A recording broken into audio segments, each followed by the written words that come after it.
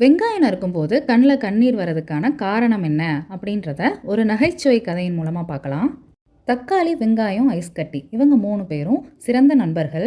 ஒரு நாள் இவங்க எல்லாரும் பேசிக்கிட்டே ரோட்டில் நடந்து போய்கிட்டு இருக்கையில் பக்கத்தில் ஒரு ஆறு இருக்கிறத ஐஸ் கட்டி பார்க்குது. அடடே, இந்த ஆற்றுல நான் குதிக்க போகிறேன்னு ஐஸ் கட்டி சொல்ல, தக்காளியும் வெங்காயமும் வேண்டாம், நீ இதில் குதிக்காத, குதிச்சேன்னா நீ கரைஞ்சு போயிடுவேன்னு எச்சரிக்கிறாங்க. ஆனால் ஐஸ் கட்டி யார் சொல்கிறதையும் கேட்கல. அது போய் ஆற்றுல குதிச்சிருச்சு. தக்காளியும் வெங்காயமும் ரொம்ப பதட்டப்பட்டாங்க. ஆனால் பாவம் அந்த ஐஸ் கட்டி அவங்க காப்பாற்றுறதுக்கு முன்னாடியே உருகிடுச்சு. தன்னோட நண்பனான ஐஸ் கட்டியை இழந்த துக்கத்தில் தக்காளியும் வெங்காயமும் அழுதுகிட்டே ரோட்டில் நடந்து போய்கிட்டு இருந்தாங்க. இவங்க 2 பேரும் அழுதுகிட்டே வரதில் அங்கே ஒரு பைக் வரதை கவனிக்காமல் அந்த பைக்கு எதிர்பாராத விதமாக தக்காளி மேலே ஏறிடுச்சு. தன்னோட 2 நண்பர்களையும் இழந்த துக்கத்தில் வெங்காயம் இப்போ அழுதுகிட்டே நடந்து போய்கிட்டு இருக்கு. அது எங்கே போகுதுன்னா கோவிலுக்கு தான் போகுது. கோவிலுக்கு போய் என்னோட நண்பனான ஐஸ் கட்டியும் இறந்துடுச்சு, தக்காளியும் இறந்துடுச்சு.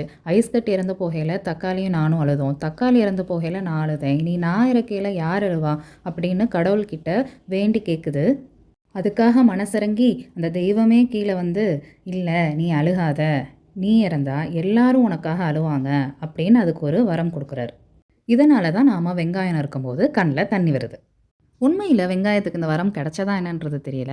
இருந்தாலும் வெங்காயம் இருக்கும்போது கண்ணில் தண்ணி வரது என்னமோ உண்மை தானே. இந்த வீடியோ பிடிச்சிருந்தா ஒரு லைக் கொடுத்துக்கோங்க. சிறுகதை, புராண இலக்கியங்களில் உங்களுக்கு ஆர்வம் இருந்ததுன்னா நம்முடைய சேனலை சப்ஸ்கிரைப் பண்ணிக்கோங்க.